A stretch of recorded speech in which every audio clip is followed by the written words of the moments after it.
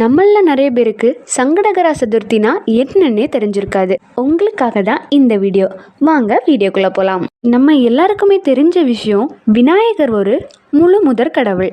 விநாயகர்னா என்னன்னு எல்லாரும் சொல்றாங்கன்னா, தனக்கு மேல வேறொரு தலைவன் இல்லாதவனா. எப்படின்னா, எந்த கோவில்ல பார்த்தாலும் கண்டிப்பா விநாயகர் இல்லாத கோவில் இருக்கவே செய்யாது.